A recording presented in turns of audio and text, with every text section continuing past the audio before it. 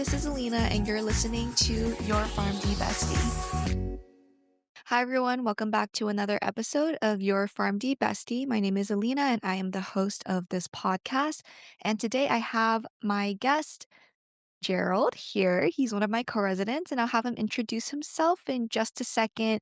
To give a brief background on what we will be talking about today, we are officially slightly past 6 months into our residency. So we are more than halfway through our first year residency. Of course, for the both of us, we have committed to 2 years of residency. So it's more like another year and a half. But at least for this first year, we are here to celebrate that achievement and milestone. 25%. 25% for us, Mhm. but it's still a milestone. So with that, I'll have Gerald introduce himself. Could give a brief overview of where you're from, your resident goal, and maybe one sentence on what residency has been like so far. Hi, I'm Gerald. That's it. Bruh. No. So hi, my name is Gerald Loyola. I am a graduate of the University of Florida College of Pharmacy and also the University of Florida for undergrad, so go Gators. I'm from Florida originally, or I was born in the Philippines, but was raised in Florida for most of my life. And then I matched over here for residency just because I wanted to try something different. I lived in California for a little bit whenever I was a kid, and it was always kind of my dream to like move out, go somewhere different, really kind of spread my wings. And that is what I'm here for with residency. And like Alina said, it is our 6 month mark, or technically our 7 month mark, but we are a quarter way through residency. And honestly, many things have changed. I think residency is really crazy because they talk about how it's very challenging, how you really grow in such a short period of time. And I kind of, was just like, oh yeah, okay, sure, cool, whatever. But honestly, I think this has been some of the most, like the most growing I've done in such a short period of time. And yeah, honestly, the funny thing too is that we were supposed to do a 1 month into residency podcast, and that took like 3 or 4 months. And then we also did that, but then the audio cut out. So this is technically take two. So Yeah, take this is two. take 2 of me and Gerald trying to get an episode in to talk about our residency experience and just reflect on it, but there was some hiccups along the way, and residency has been quite busy for the both of us. So here we are now, though, at least to celebrate this milestone, and I think it will give us a lot of time and, like, content to talk about as well for this episode. Back at it again. Back at it Okay. again. Yeah, so, um let's start off with kind of like a quick reflections. How has this past 6 months felt for you compared to like day one? I know we were probably a lot of us showed up on campus and was like, what's going on? Or like nervous. But 6 months later, like at least for me, I know I feel more comfortable, a lot more confident about what I'm doing. How has that looked like for you? Honestly, I think residency is, and I say this as somebody being like who's lived in Orlando for 4 years, it's been like a roller coaster of like ups and downs. I think coming in at the beginning, again, I kind of like I don't think I really understood how much of a challenge, how much I would grow throughout residency. So I think it was just kind of not, I was kind of taking it a little bit more in stride. And then as I continued, it was just like finding out what my strengths are, areas I can improve in. And overall, I think going through like getting to the halfway point, I think I've started becoming more comfortable as well about what I want to do, where I see myself going after this. Mhm. Um, I actually just finished like my emergency medicine rotation and I found out I really like that, which I was surprised because one of the reasons I went pharmacy versus say like medicine was because I was a little bit more on the squeamish side, which that's kind of gone now. But yeah, I think it's really been a great opportunity to be exposed to a lot of different things and that's one of the reasons why I decided to go somewhere else and not stay in, like, my bubble. So, yeah, I'd say it's just been a lot of, like, pushing and growing and finding out new things, which I can always get behind. That there's a lot that we can unpack there. Yeah. No, for sure. I think one, the fact that you moved across the country, to start residency, like, that in itself, I remember was, like, a huge adjustment. A lot of our other co-residents I know, like, felt the same way. Mhm. And then 2, I remember, one of the big eras as well early on was just simply trying to get licensed, like, that period of time, and then, like, we've moved past that. So, I'm sure, like, not to bring up traumatic memories, Oh, no, but we're going back into so it. much I growth, don't mind. so much growth. Honestly, when I say roller coaster, and we mentioned this in the last episode that will not be coming to film because there was no audio, but, um, last time we actually filmed, I had come off a little fresh off of, essentially my struggles of getting licensed because I came in from Florida. So, by the way, that trip, but I drove it. So I drove from, like, southeast to northwest, so that was kinda fun. Mm, And we can get into that later. But coming in, I don't think I really understood how difficult the CPJE was going to be. And it was funny because when I took the 2 exams, the NAPLEX and the CPJE, I thought I did okay on the CPJE and I failed the NAPLEX, and it actually was the reverse where I passed the NAPLEX and then I was quite a bit lower on the CPJE and it wasn't where I wanted to be.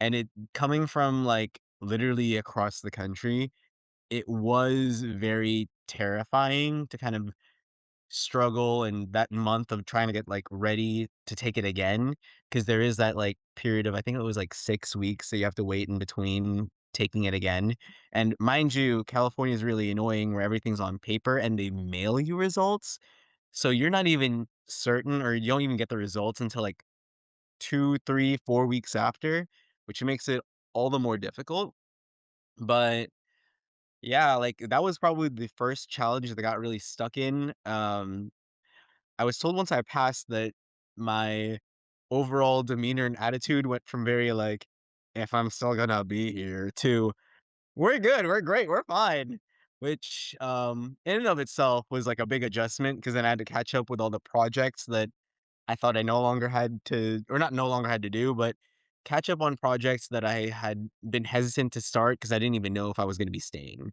So, I think that was probably the first largest hurdle, and it's if I'm gonna be quite honest, that exam is kind of a mess, kinda fake.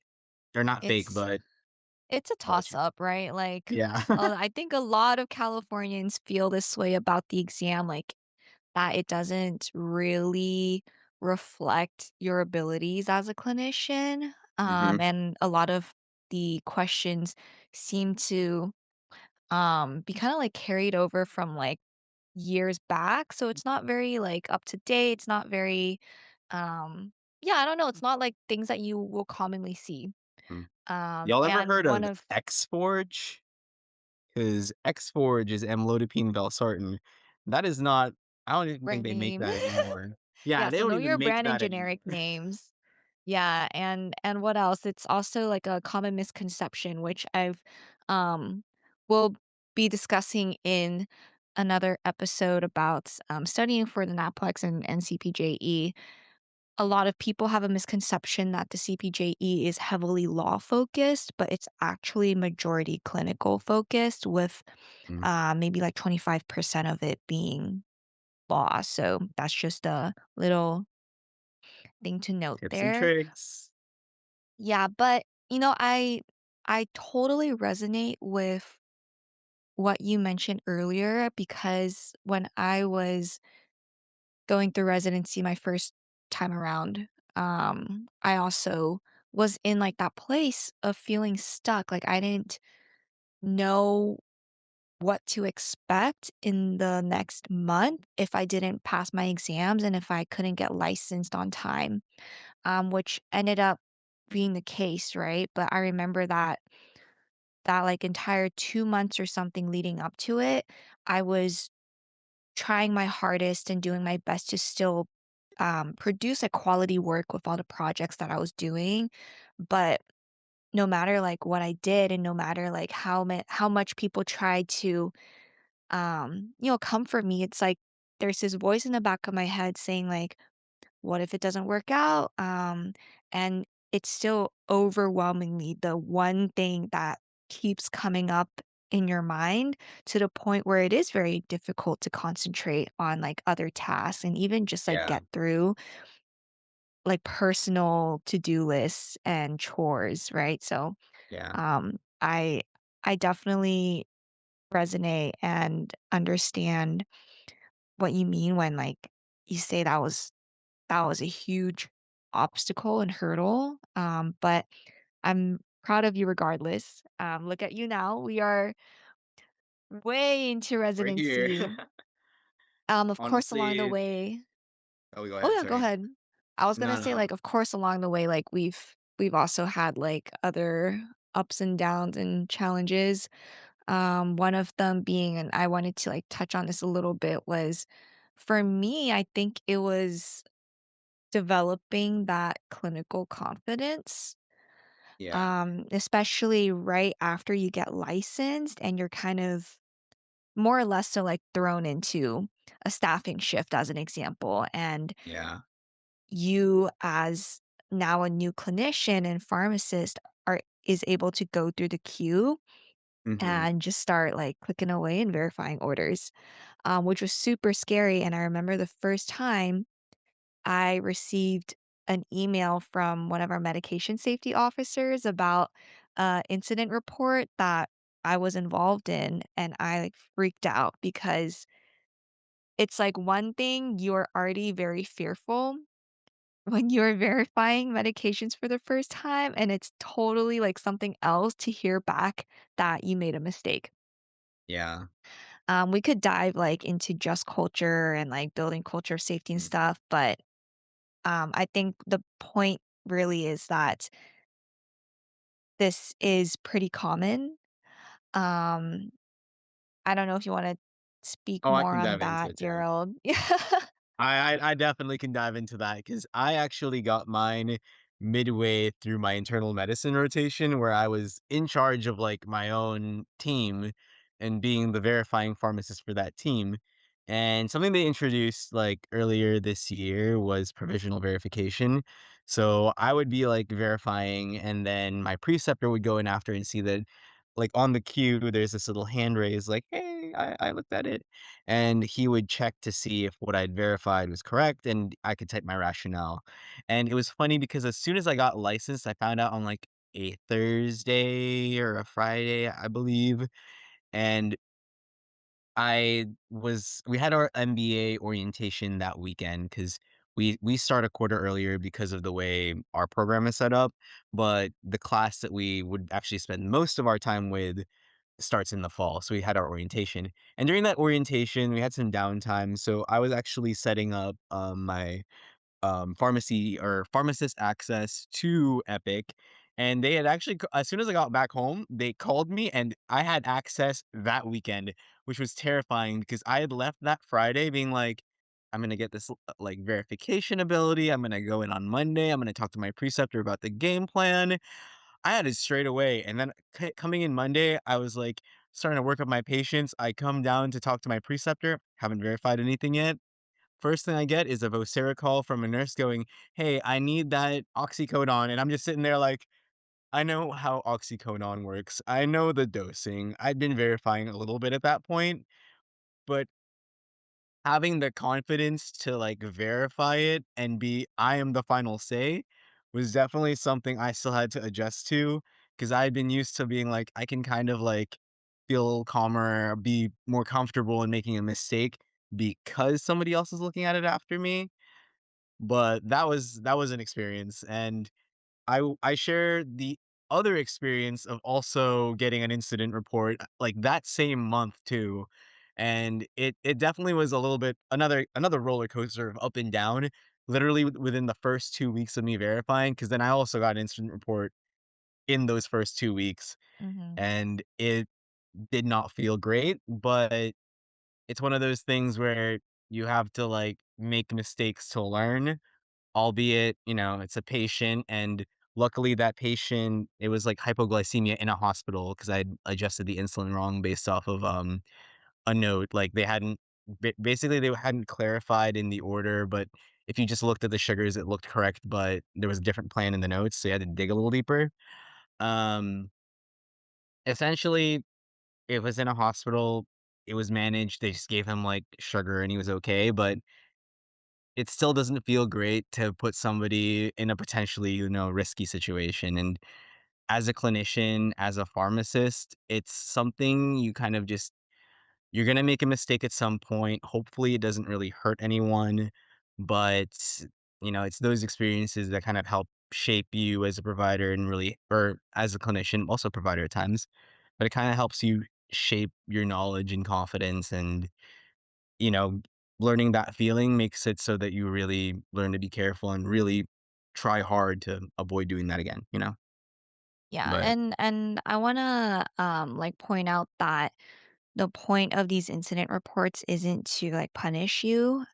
Mhm, It's a way for the institution to keep track of things that may occur and see if there's any, like, system level, workflows or things that could be implemented to make it less easy for human errors to occur. So there's like multiple layers to this, of course, right? And I think as a learner, like one of the big learning curves at the beginning is like understanding this and like realizing that a mistake isn't the end of the world, but you should take that into consideration to evaluate like how you do conduct your patient care and how the institution as a whole also carries forward like the sentiment of being like open to mistakes because the idea is like we want people to learn, we want people to improve and to carry that forward too. So we want mhm, that like learning culture. So I'm very grateful that at our institution, like there is that very strong um, learning culture and culture of safety. But as like Gerald and I mentioned and reflected on, like, that first incident report was very scary, and as a resident, that is one thing that you will likely, face at one point, so we just wanted to talk about that. yeah. Like, it's kind of funny that it was definitely, like, within the first few weeks of it happening, but I feel like, especially as a new learner, that's Mhm. probably the, like, highest, like, point you'll have of, like, experiencing, like, a mistake because you are new to it. I mean, obviously, like, you're human, so mistakes will happen, but having it the first 2 weeks, not great, but highly likely chance it happens? Or not highly Yeah. likely. It's normal, it's normal, like, you Yeah. will make mistakes inevitably, and then imagine, like, all the mistakes that go uncatched. Or like unnoticed too. So that being that being said, we kind of have ventured into the area of feedback. Mhm. So I feel like feedback is super, super, super important, especially as a resident, because the whole point of us going to residency is to receive that additional training to strengthen our skills. And so the only way to like really grow is through receiving feedback. And for our residency program, like we have really like a lot of people within like reach that we can solicit advice and feedback from. One of them being our like RPD, our RPCs, even like preceptors, right? But has there been a case so far within the last 6 months where you would say that a feedback given to you really like changed your perspective on how you go about whether it's patient care or how you go about viewing your role as a resident? Mhm. And I think I touched on this the last time you and I had the conversation as well, but I think the best advice that I've gotten as a resident, um, wasn't necessarily to do with, like, the clinical side of things, but more so to do with, like, growth and just being a resident in general. I know that one of the things that I struggle with is that I am very hard on myself, and that is something that I consistently hear that I am very hard on myself because, um, I am somebody who's very, like, self-critical, and I want to improve, and that's, like on the good side of it is I've always been somebody who wants to improve, who wants to grow, so I have a tendency to be hard on myself. And in one way that I'm hard on myself is just, like, feeling bad about consistently getting, like, so much feedback, like, you do one thing, you hear this feedback, you do another thing, you hear this feedback, and you just during residency, you hear a lot of feedback, and sometimes it can be really grueling and it can really, really kinda just hit you, and it can make you feel a little insecure. But, back to the advice that I was mentioning, our RPD actually mentioned to me during one of our, like, one-on-one sessions, and we were just kinda chatting, that residency is probably the only opportunity you're gonna have to get such immediate feedback, like constant immediate feedback. It's very uncomfortable, but that's why you grow so quickly as a resident because when you're actually working, you're probably not gonna get feedback that often unless something big happens or maybe once a year on your yearly evaluation. But you don't get as much immediate feedback because when you're working, the focus is on doing the job and the task. In residency, aside from providing that patient care, we're also focused on our growth. And because it's a priority, you will get that feedback. And I think hearing that and kind of like reframing the mindset of, I'm not hearing these things because I'm bad, boohoo, I'm an awful pharmacist, I'm an awful person. Yeah, it's not because of that. It's because they are invested in me and want to see me grow.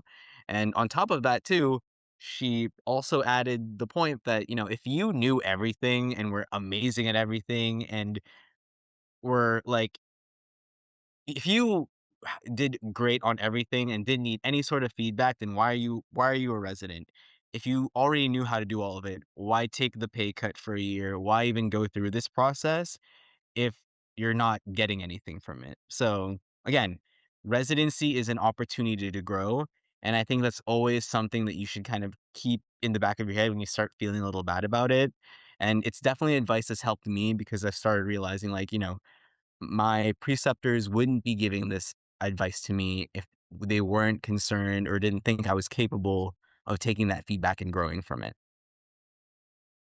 Mm, that's I know we, like, talked about this before, but that still kind of, like, strikes me, when you mention that again because I think, like, truthfully, like, similar with you, like, I've gone in and out of those feelings before of feeling, like, bad when I receive feedback or, like, feeling like, "Oh, I'm not doing well enough," or, like, Mhm, "Why do I keep feeling like nothing I do is good enough?" And it's like, truthfully speaking, like, that's not the correct mindset to be looking mhm, at this at, or else, like, it will be so difficult to get through the rest of residency if you keep having that sort of mindset that, like, the feedback given is not meant to be constructive or not meant to, like, help you grow. And we are very lucky that our preceptors, RPDs, RPCs, like, are invested in us, mhm, to want to give that feedback and see us grow, and it's never been, like, punitive. mhm, So that's definitely, like, one thing I want to emphasize in this episode. If there's anything that you get from this episode, it is that feedback is meant to help you grow. And so I hope that anyone listening to this going into residency will remember to keep an open mind and also stay confident, stay communicative when you do feel down about things like this because it is, inevitable. It's natural for us to have perhaps more bad feelings about feedback, but again, Mhm. shift that mindset to think of it as a way to help you grow. Yeah, Yeah. thank you for bringing that up. I think that's a really good highlight, Mhm. for really, like, reflecting on the Yeah. last 6 months. Honestly, it's like it's been months since I, like, had that conversation as well, and literally ever since then, I think it's helped me so much in catching myself whenever I start spiraling a little bit of like, "God, nothing's going right today," and then reframing it as, "Oh, today has just been like, I've learned so much today. Today is like a day of more so growing than demonstrating." Because there are periods of demonstrating when you demonstrate the skills you've achieved, and then there are days where it's a little bit more of a growing day, and you just need a little nudge in the right direction. So that's Mhm. kind of how Yeah, I imagine it or envision it. definitely. Yeah, definitely. Not every day is gonna be perfect, especially not in residency. No, So, 100% not. definitely want to be able to reframe the mindset to help you get through some of the more difficult days for sure. But that being said, I think it would be a really cool topic to dive a little bit deeper into like what Mhm. rotations we've taken and like what residency has actually looked like compared to maybe what we had envisioned it to be Sure. before coming in. So I can start a little bit. Like for me, I started off with rotation in TPN, so it was still more clinical, but very like niche area within pharmacy. I spent a lot of time uh, monitoring like electrolyte trends and glucose trends, ensuring that I was adjusting a patient's TPN parental nutrition formula so that they were getting enough nutrition. That was a really I thought it was a great rotation to start off with, and then I moved into cardiology, so that was more like acute care, more heavy, like, patient rounding experience, really, like, forced me to think more critically or clinically about, how I was working up my patients, how I was viewing them, like, holistically, not just from guidelines, but also, like, patient-specific factors, and then I went into operations, which is required, as a core for all residents, whether or not you are on the admin route, and then from then, it was, like, transplant, so another inpatient clinical rotation, we had a month of research and ASHP mid-year, and then this past month, I just finished medication safety. So, wide variety of Mhm. rotations, and they were each a month long, which I felt was an appropriate amount of time to get a good taste of what each one had to offer. Um, what about you, Gerald? Can you remind me what rotations you've had since we started? Yeah.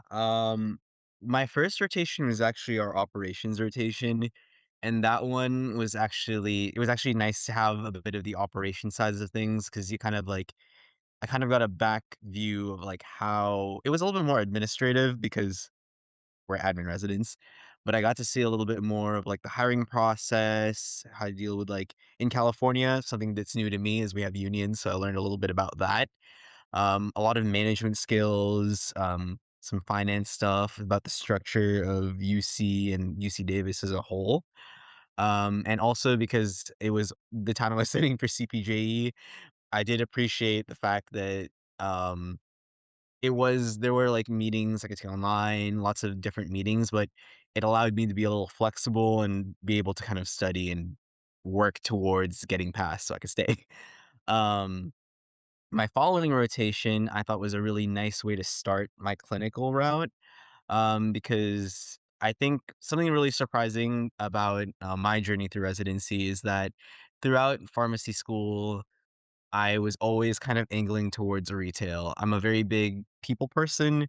I really like the direct patient care, the direct patient interaction. So I initially thought I was going to go outpatient retail. And then there was a time I kind of dabbled towards maybe looking into ambulatory care, but in Florida, it's not as big of a thing. So I really didn't think it was a big space for me to go into, which, spoiler alert, I found out it's a big thing in California, but because you have more scope here. But I found out throughout my appy rotations, I was really into admin. So then I kind of went to the inpatient HSPAL route, and that's kind of where I am today. But back to the main story. I think I started off in a really good spot for my clinical rotations because I started off with internal medicine. And that was really a really great start of like learning how to round with the team, getting the really big, basic, general like understanding of how like pharmacists kind of slot into the inpatient side. Cause I think up until that point, I'd had my appy experiences, but I'd never been like the pharmacist on the team, which I really appreciated having that one up front because by like the second week, my preceptor had let me off the hook and just had me going like rounding by myself. And it was a really good start to that like clinical journey. From then on, I haven't had any non-clinical rotations. So I've been just going clinical, clinical, clinical. All my non-clinical ones are on like the latter half of the year.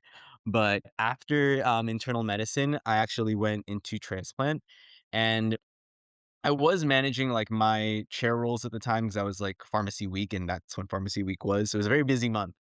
But I found that learning something very niche after learning something very general was actually really, really helpful to kind of understand like some of the more nuanced medications or things that you normally wouldn't see.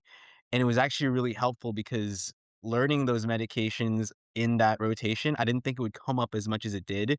But once I was exposed to it, like I started noticing like any single time we had a patient with a transplant, if they had to deal with like tacrolimus or like mycophenolate, if they have like thymo, and it just keeps popping up because it is such like an intensive disease state with very specific medications. It was very useful for whenever it popped up. I would actually have a good amount of knowledge in that area and be able to apply it.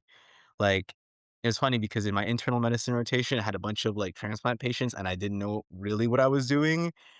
Or, like, I knew what I was doing, but, I had, like, a basic understanding, and then after transplant, I knew a lot about what was going on, and it actually, like, carried forward into my next rotations, and I even caught, like, an incident on my, like, weekend staffing of, like, an inappropriate, immunosuppressive therapy. Like, they were taking the levels, like, still at, like, 6 AM, but they were giving the meds at, like, the home time at, like, 9 AM, so there was, like, this giant gap in between, and, like, they were giving it at nighttime and really giving it sporadically, which just is like a basic, like, refresher on it. It's very important the timing of when you get levels for, like, tacrolimus, or in this case, it was cyclosporin, which is, like, a similar drug. Otherwise, your levels might look too high or too low, and then they don't know if you're like, adequately immunosuppressed to, like, not reject Right. your, like, kidney, liver, whatever you have. So, that was actually really cool to be able to apply that. After that, my next, like, rotation was another one that kinda pushed me because I actually started my pediatrics rotation, and I've always been scared to mess with, like, kids' meds and, like, all the dosing, and I've been really, like, whenever I was younger, my sister had, like, some health problems, so 'cause I was a little bit traumatized by, like, going into the peds realm a little bit, so I think that rotation kinda helped build some confidence of, like, learning that I can be the pharmacist and I can, like, tackle, like, the intricacies of pediatric medications. Obviously, it was 4 weeks, so I'm still a novice in terms of pediatrics, but I think it was a really great way to kind of get exposed and get over that phobia. Then we had our project month, which this was a lot of personal growing for me because another spoiler alert for you guys, don't let your hobbies kind of decay during residency. It's very easy when you start off with all the tasks that you're given. But I realized because our project month is less dictated by a strict schedule of like, you come into rotation, you do that, you're just kind of working on projects. So without that discipline, I started realizing I do a lot of bed rotting. I do a lot of like kind of like unproductive, like doom scrolling, stuff like that. So besides working on projects, it was a really big personal development month for me. And it kind of really anchored how important it is to kind of maintain your personal life, your personal health, self care. That was like a big surprise because I didn't think that's the biggest thing I would take from that rotation, but that's what I learned during my project month. And then my New Year's resolution has been a lot of, like, self-care, all that stuff, carrying it over. But I actually had even more growth because my January rotation was emergency medicine, and I was coming into that rotation scared, like, I'm not gonna curse, but scared poopless, because I thought I'm a little squeamish, I'm gonna see blood, I'm gonna freak out, I'm gonna throw up. I dry heaved at one point, but that's besides the point. But I found out I really like the high acuity, I like how busy, or not necessarily how busy, but, like, I like doing a lot of different things, just, like, the pace of the ED is something I really, really dug, and getting into these situations and seeing a lot of different disease states, because we see everything in the ED from, like, somebody came in because they got a little paper cut and it looked a little red and they were freaking out about it, and they had, like, a vasovagal reaction, so they were called in as a, like, say, a 944, like, hypotension. Mind you, that's not actually, like, something that happened, it's exaggeration, but we've had, like, stuff like 944 hypotension that was just vasovagal to a 911, like, facial trauma, and they needed to be intubated, and, like, seeing the different levels of acuity really taught me how important it is to be, like, how important a pharmacist is on the team of being able to help guide medication decisions, freeing up, like, nursing and the medical team to focus on the other aspects of care while you're just supporting them on the medication side. And I kind of fell in love with EM, ED, ER, lots of different terms, but it's been my favorite rotation so far, and I have been joking, like, PGY3, time to go back into emergency medicine after, HSPAL, but half joking, we don't know. We don't know yet. But, yeah, that has been, like, my favorite rotation so far. So, I think it's been a real nice up and up journey of, like, Mm. I've picked something up from each rotation and been able to carry it onto the later ones, so that's been I my love journey so that. far. I love that so much. Thank you for sharing. Like, I think just listening to that, even though we do talk a lot and I see you like pretty Yeah. much every day in the office, but it's like sitting here now, like reflecting on like each month as it has passed by, like you you are someone like I can 100% like see this growth through the past couple of months, and also like someone who's become so much more like clinically like confident in themselves. Like I just think that's like really amazing. So no, that's awesome. I think like I was imagining that we would be talking a lot about like the admin stuff, research Yeah. projects, meetings and stuff, but Mhm. like our first year is still very much like acute care. And so Yeah. being able to develop those skills and that foundation will 100% also like Mhm. carry us forward into whatever role we do take in the future.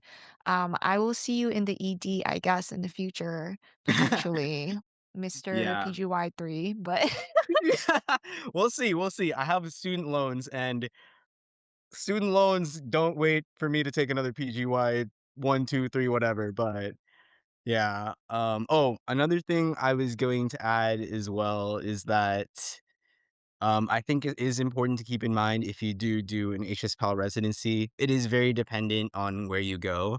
But at least at Davis, we are through and through acute cares during our PGY 1 year. We might have some admin stuff on the side, but we have the same schedule for the most part, the same responsibilities for the most part as the other acute cares. And, there has been a lot of growth, obviously, like, or not obviously, that was cocky, but I have had, like, I think a lot of clinical growth as well, but I do think, like, there's still definitely ways to go. I know, like, some feedback that I continue to get is that because I move a little quick, sometimes I don't dive into the patient as deep as I should, and, my preceptors will catch and then, direct me in the way that they need to direct me. But it's definitely been something that I've been working on and been centering on and improving on, and it's definitely something that you would be surprised to hear from somebody who's doing an HSPAL, because I think there is this, like, misconception that when you do HSPAL, you're only doing admin stuff, but for the most part, and I think most residencies, because ASHP designs it that way, have you, like, your first year being, like, a clinical becoming a clinical weapon, and because it is important to know that workflow if you're going to be in charge of pharmacists in the Yeah. future. Absolutely. I will say that I think UC Davis actually offers more like admin opportunities for your first year. And so like in that sense, like we do have a lot of exposure, but then again, like for us, especially when we're going through these rotations and like also realizing particular like fields that we are actually very passionate about or like interested in, it also gives us an idea of like what area of like admin or management we want to go into after residency as well. So all in all, like it really works well together to help us in the long run. So Yeah. I think you bring up a good point. I will say also to add to that point, I think it's very important to approach residency in the same mindset as, like, your appy years, where I was told often that, like or appy year. I was often told that going into appy year during, your pharmacy school, that you should try to keep an open mind because you never know what you're gonna find out you're into, and happened to me, I found out I was into inpatient administration, which was very different from outpatient retail pharmacy, and I think I've been surprised again trying to keep that open mind in residency where I'm like, I'm just gonna do admin, maybe admin ops, medication safety, CQI, maybe clinical management, open anything. And now I'm like, I wanna do clinical management. Put me in, coach. Put me in. So that's just something I think you should, for all the listeners out there, try to keep an open mind in residency. You never know what you're gonna like. Yeah, absolutely. Okay, so we've talked a lot about growth. I kind of want to dive a little bit into some of the Q&As that we've gotten from some listeners, and I think some of these questions will be fun to answer. So Mhm. my first question is, how many hours do you actually work per week? And then maybe I think for this question, we can give like a average, what does a typical week look like as well? Yeah. Yeah, we could do that. So I guess I'll start off on this one. I will say upfront, as an HSPAL resident, and typically one of the biggest benefits of doing an HSPAL residency is that many programs include an MBA. When you include an MBA on top of a 40-hour-a-week residency, on the official tracker sheet, the hours get really high because you're also committing to like sometimes 16 to 21 plus hours of classes a week because we have like or not 21 plus hours a week. Sorry, I did the math wrong there. Basically, you're committing to like about 16 hours I really. would I say, was saying yeah, back up, not 21. at least 8 because the way Yeah. that our classes are structured, we have like in-person full day, like 9 to 5 classes every other Saturday. And then we also Mhm. have like a couple weekday evening classes that are like 2 to 3 hours. Like So like Zoom. in any given week, I would say like ranges from like 8 all the way to like maybe 16 if you're, like, really taking a lot of Yeah. classes, which I don't Don't know that I yeah. would recommend doing that. Uh, Don't listen to my 21. That was me doing some wrong math there. It's, definitely more on, like, the 4 to 16 range. 21 if you're really crazy, but I've been I mean, you were one of the people that talked me out of that. You talked me out of yeah, that one. I almost I did was like, I "Why almost would you did do that. that?" Because, like, also thinking about it, like Gerald mentioned, like, this is a job, and Mhm, a job, 40-hour week usually, right? Like 9 to 5 is what people think about. But with rotations and as a resident, you also have longitudinal projects and also other commitments that you kind of add on to help build your experiences, help build your skill mhm. sets. Or it's just difficult to schedule those during like work hours. And so Yeah, you do have like couple hours that you have to consider on top of those 40 hours plus then, like, we add our MBA classes. So for me, like, I think this past month, on average, weekly was about, like, 52 hours maybe. yeah.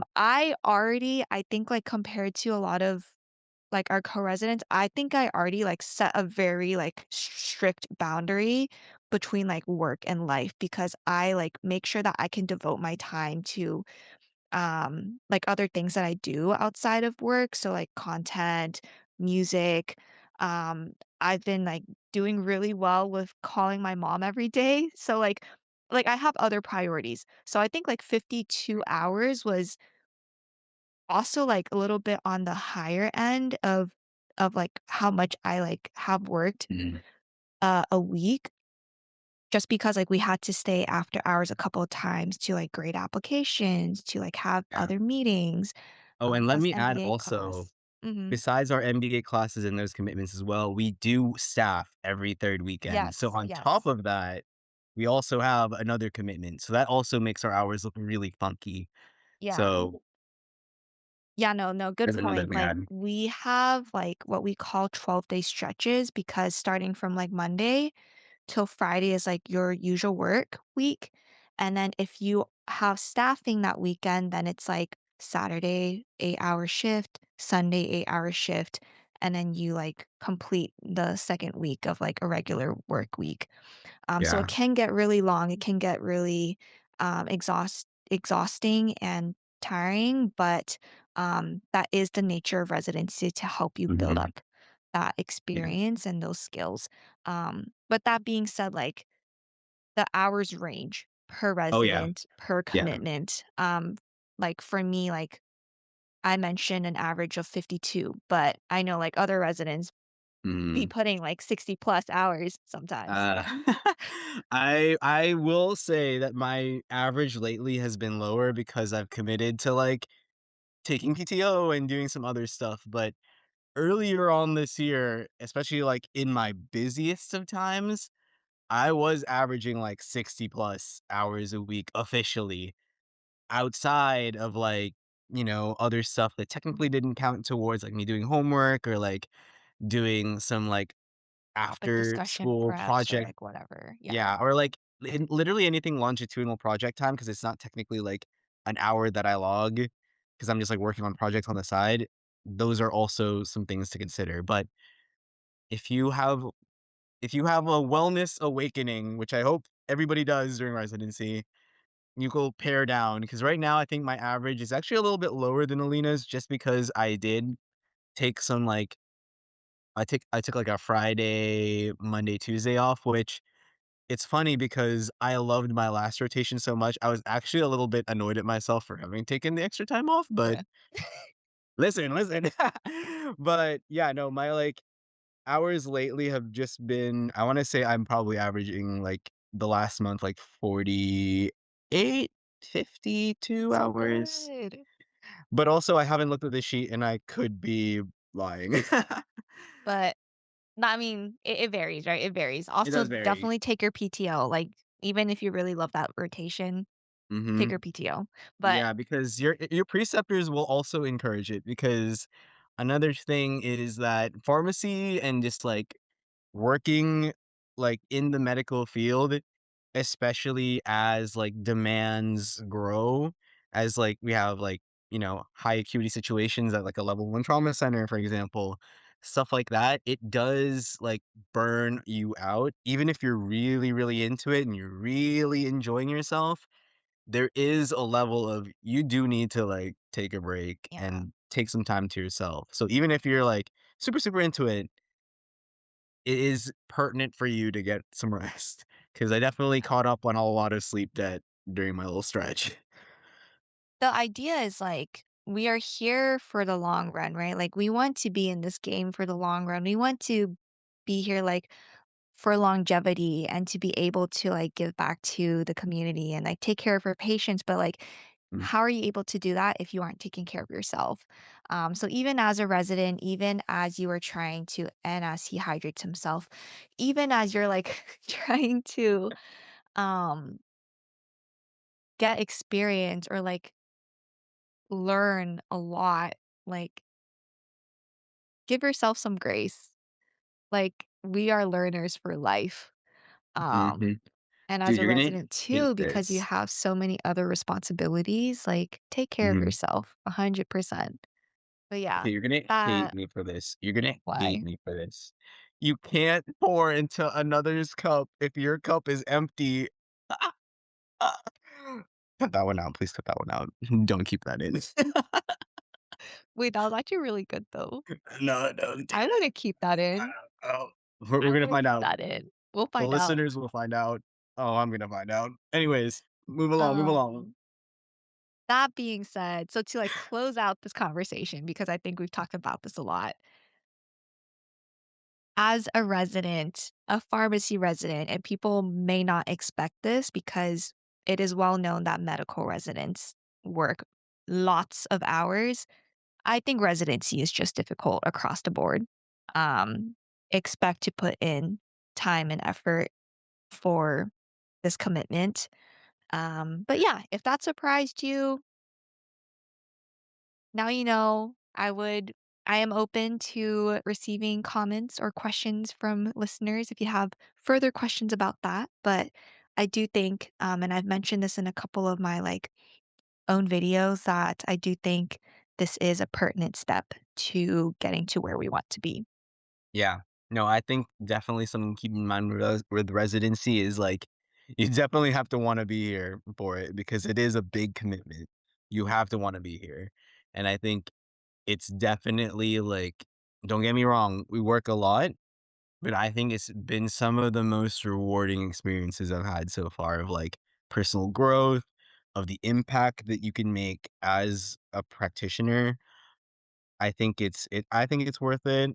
It sounds a little scary, but again, you really have to wanna do it if you're gonna do it, you know? Yeah. Yeah. Well, thank you for participating and answering that question. Next one that we have is, how do you stay organized with so many projects? Well, I will say I found out that right now, that's still a work in progress. I think, right now, time management outside rotation has been something that I struggled with, especially during my December month of, like, disciplining myself, making sure that I get stuff done. Lately, I've been trying to do a lot more, like, time blocking of, like, this is when I wanna do things. This is, like, setting deadlines ahead of when the actual deadlines are due so that we're not, like, Mhm. struggling to get them done, like, last second. I mean, right now, I'm not gonna lie, again, still a work in progress, but I think those are some, like, helpful tips that I'm working towards that I think will help. But another thing to keep in mind too is that we're all learning. We're all trying to get there. So, I think another thing that helps with time management is also kind of giving yourself grace and recognizing when you need to rest as well and blocking out that time. Because I think definitely one of the reasons I was struggling to keep everything together was I wasn't resting enough and I wasn't giving myself the appropriate amount of like grace and time to actually get things done. So that is something I think that's also very important to like time management. Just making sure you set some time aside for yourself because then you will find out whenever it does come time to work, you're more productive, you get a lot more stuff done, and then you're not struggling to take like 30 hours on something that could have been done in 10 if you'd actually just rested. So, Yeah, absolutely. I second everything that Gerald mentioned. I myself I want to say that I have developed a pretty good system for myself to stay disciplined, or else it would be extremely difficult to be juggling some of the things that I like do outside of residency. But everything that Gerald mentioned, like blocking out chunks of time and um, like setting deadlines ahead of time before the due date will be so helpful in the long run, and definitely like also giving yourself grace. Like I think there are still days where I have like kind of like an opposite problem where like I like to do things as soon as like I get them and I want to finish them as soon as I can. But then I end up adding even more and more things to my to-do list. And so if I don't get to them, I get frustrated, and then I go through this cycle of, like, Feels feeling bad, bad yeah. about myself and, like, when in reality, I'm like, I'm on top of it, like, I'm doing all the things I need to get done first, like, because prioritization, that's, like, another thing to learn, is what to prioritize first, over others, but, again, like, the idea of giving yourself grace and understanding that, like, life happens and also another great skill that you should be developing too is the ability to adapt and be flexible. And that's just life, unfortunately.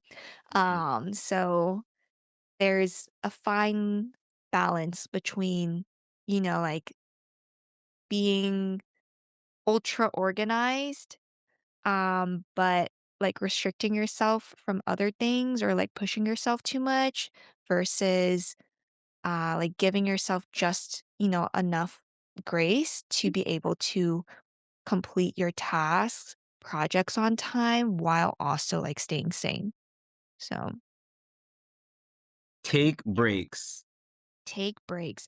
Drop I mic. will say though, I am a avid Google Calendar user, and so I have like everything by like even half hours like placed on my calendar.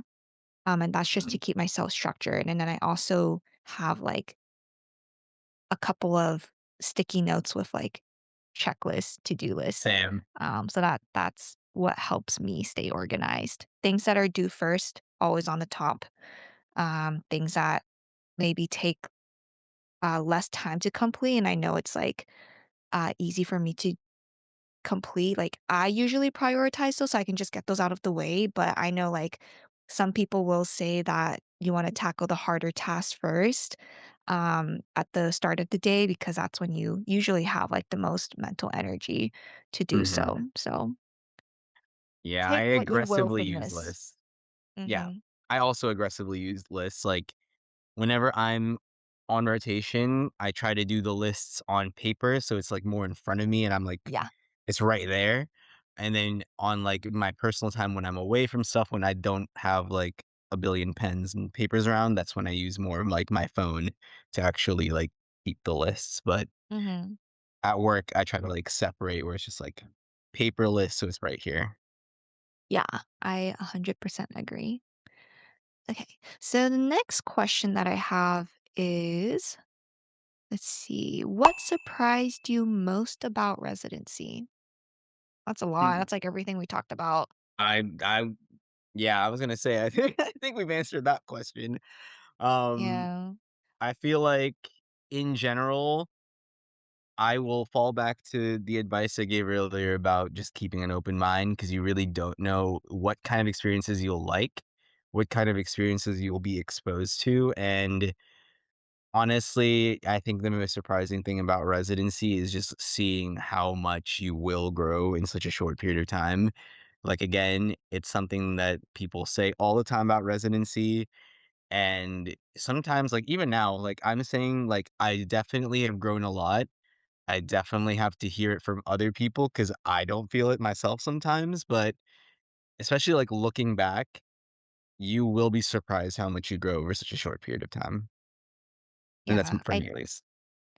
No, I agree with that. I think it's like two sides to the coin. One where like residency will likely be more challenging than you expect it to be at certain seasons of it. But that's also where you will probably like look back and realize that you've grown the most as well. So yeah, I don't really have much to add to that. Let's move on to another question that we have. Eh, one skill that matters more than grades or CV lines. Let me if you wanna answer that question first, I think I interpret that one a little bit. Yeah, I Um, think I think something that like a lot of students kind of fall into this. It's not like a trap, but it's like you've essentially spent a lot of time building up your resume to be like a strong mhm. applicant for residency, right? But really, like, beyond all of this, like these, like, clinical skills and, like, whatnot that you, like, develop on rotations, and also, like, your ability to, like, do well in school. Like, I think a lot of people think, like, "Oh, just because, like, you are, like, very clinically, like, knowledgeable and then, are able to, like, do well in school, like, means that you will succeed." And I think, yes, like, you have that clinical foundation to succeed in residency, but, like, there's so much more to it because beyond residency, like, when you are in the actual workforce, like, what makes someone successful is a lot more of the, like, soft skills. So, like, are you able to communicate well? Because it's not just you and the computer screen, it's you and other healthcare professionals, it's you and your boss, it's you and your coworkers, it's you and your patients. So, like, I almost wanna say that, one skill that matters more than, like, people, like, really think about is that communication, skill, and then, like, other things that we've talked about so far, like organizational skills, um I wanna say too that, like, your ability to, uh, be, like, self-aware and, like, self-reflective will also carry you quite far. Mhm. That's my opinion, though. Yeah. No, I agree with that too.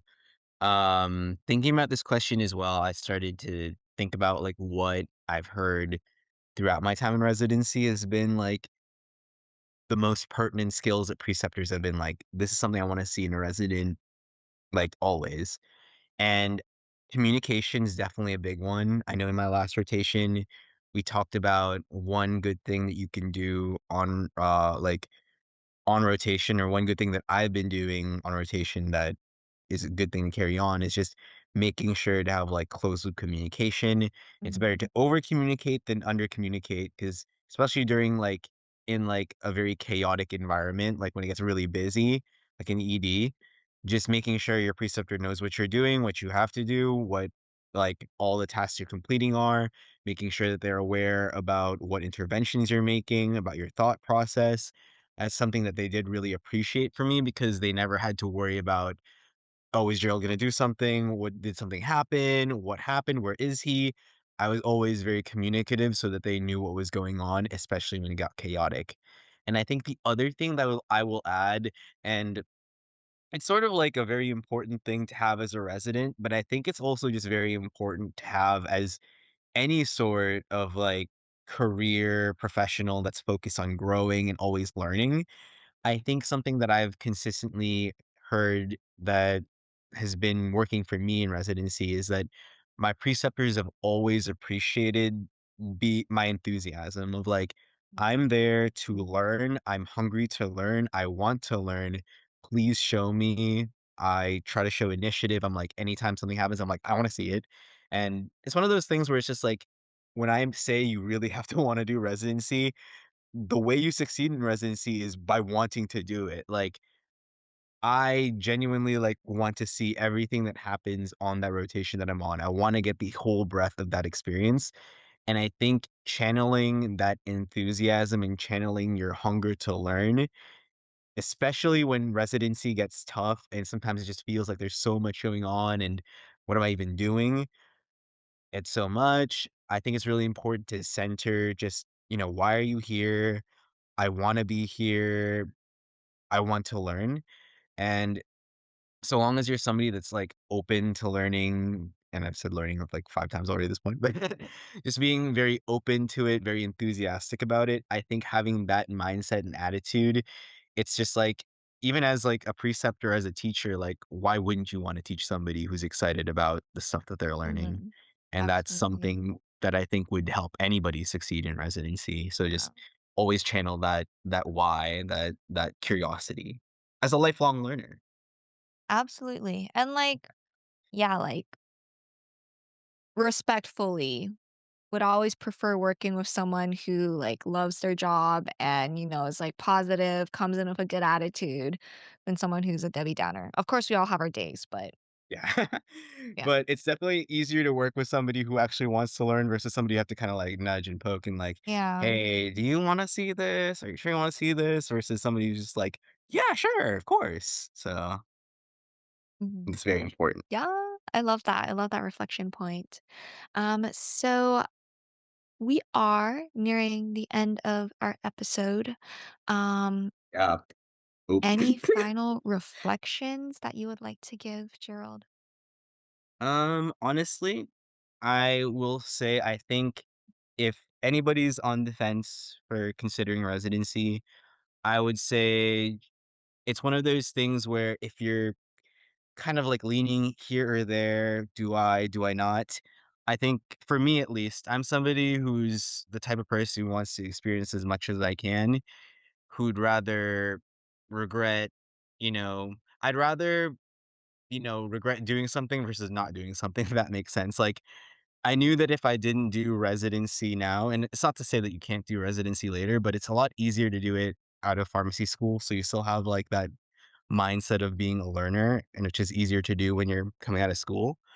I knew I was going to regret not doing residency. And for me, I felt like the content, the environment, it's somewhere I wanted to be.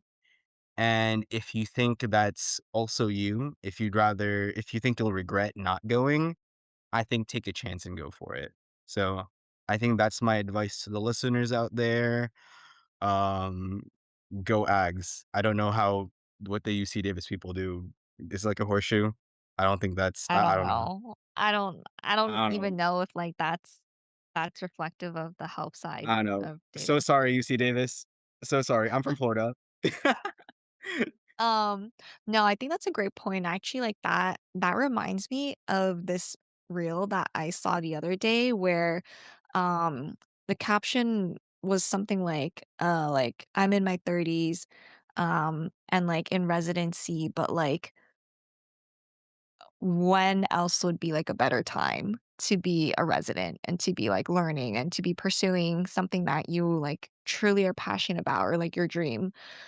Best time So is now. while we are young, like I think definitely like do your research, like make sure this is something that like you can see yourself like doing, but also why not take the chance because we are still young. And this is the best time for you to be learning and growing. And even if you're not young, the best time is now. Like if you wanna do it, That is true. That why is not? true. And also, another thing to keep in mind, residency opens doors. It doesn't close any. If I went out of residency and decided, "I'm gonna go back to retail pharmacy," I could.